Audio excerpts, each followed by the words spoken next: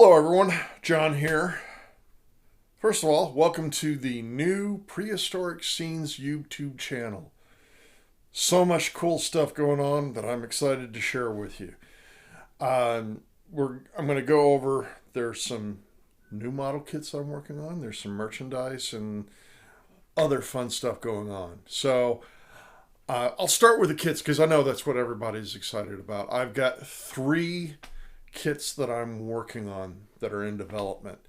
The first one is going to be familiar to Prehistoric Scenes fans, and that is the Neanderthal man. I am doing what I'm called a reimagined, re-engineered replica. So this kit I've sent to Zealot Miniatures in the UK to have them 3D scan this, and then I'm going to have it 3D printed. And it's going to have a lot of features that weren't in the old one. It's going to have reduced, or maybe in some cases, or in some places, absolutely eliminated seam lines and mold lines, because who really loves those, really? There's going to be one new pose for the legs. There's going to be a second base that matches the original box art. There's going to be a backdrop, and it's also going to come, or at least this is what I'm shooting for right now, going to come in 4 different scales. There's going to be the 1/56 scale, which is the, like your Warhammer or Wargaming figures. It's going to be small. Okay. Then there's going to be one that is 1/35 scale, which you commonly see with a lot of other prehistoric theme model kits. There's going to be the 1/13 scale, which is what Prehistoric Scenes originally came in. And then there's, and just for the figures, 1/8 scale, which hopefully we'll get to the Cro-Magnon man and Cro-Magnon woman. Those will also be in 1/8 scale. That's the plan. Not the other kits, because I mean, let's face it, the T-Rex at 1/8 scale would just be humongous. It wouldn't fit on your shelf. So that's my plan for the Neanderthal man. The next one is going to be Aunrognathus, and that one is being worked on right now by 3D paleo artist and sculptor Joanna Kobierska out of Poland, and I was blown away by her her Pyroraptor that she did, which is just incredible. And she works in 3D, so it's like it could very easily be translated to 3D printing. The Pyroraptor was really tiny, so we decided to go with Aunrognathus, which I think in life was like 20 feet long. So it was a big animal.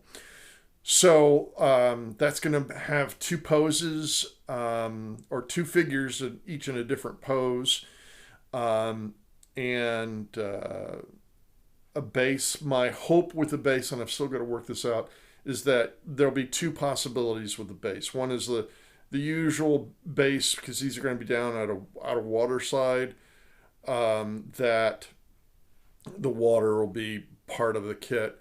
Kind of like what you may have seen with the Prehistoric Scenes Jungle Swamp, the way the water's done on that, or on the Dimetrodon, or even the tar in the tar pit. Then there'll be a second one that will be designed so that if you want to do a resin pour of the water and maybe have things in the water, we'll see. We're not there yet.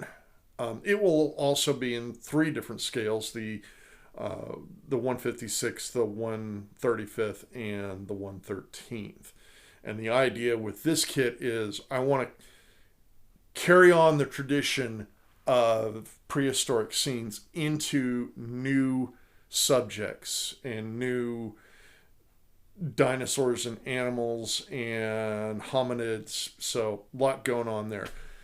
The third kit is I'm going to butcher this. Uh, Aunrognathus. Aunrognathus. And this was originally sculpted by a paleo artist by the name of Kayakasaurus, and I've got a test shot. Now this is a preliminary one. The one that I want to do is going to have a fur texture, and I'm talking with Joanna also about doing that, and it'll be in two poses. One like this, maybe with a little insect in its mouth, and another one in flight. And my hope, and I've got to test it out, is that I will be getting some clear glass cabochons to do the eyes. So you can paint up the eyes from the underside and put those in. And it'll give you a much more realistic looking eye because he's got big eyes. So that's the third kit that I'm working on. And I've already gotten with one 3D printer. I've got a couple others that I'm talking to. So, but this one, it's pretty strong. It doesn't feel like it's going to break on you. Other things going on. Let's talk about merchandise for a minute. I have a new CafePress store that I'm going to be doing, or it's already up. I'm doing coffee mugs and T-shirts and various other things. I've got through a separate vendor magnets, refrigerator magnets, and this is a test run that I did, and it's a pretty strong magnet. It really boom, and it's on your refrigerator. You might even have to work a little bit to get it off, but it's not one of these wimpy magnets that just kind of no. It works really well. So this was a test run. I've got another run coming of 6 that are going to be all the different box arts. So we're going to see what those come in like. Should have those in a couple more weeks. I don't know if I'll do a large run of those, but I may put them up on eBay. Speaking of eBay, we'll see here. I'm not making any promises, but I may also be selling some of my excess kits. Some of them are prehistoric scenes kits. I've got some of the Ravel Dawn of Time kits. I'm not making any promises, but I'm considering putting those up on eBay. So, other things going on. Beyond that, again, welcome to the new YouTube channel. I also have a new Facebook group, not a page, because I want you guys to be able to participate. I've got a new Facebook group, and I'll put the links in the description below. But I encourage you to come and join us over there. And please post your prehistoric scenes builds. I would love to see how everybody has done their different prehistoric scenes kits, because everybody's got a different take on it.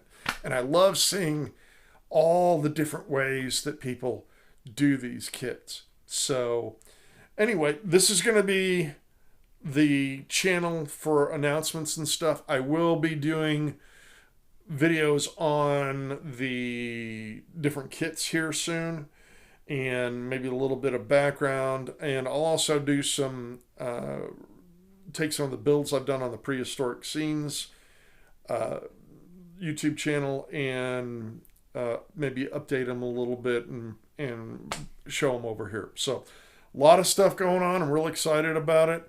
As far as when the kits may be coming out, right now we're in development. I imagine that development will continue through the end of the year, and then I've got to work out packaging and marketing and a few other things. So my target date is going to be like spring or more likely summer of 2026, and I'll be doing some sort of crowdfunding campaign. Uh, so I will make announcements as that comes available. So thank you so much for joining me here, and more adventure to come. Stay tuned.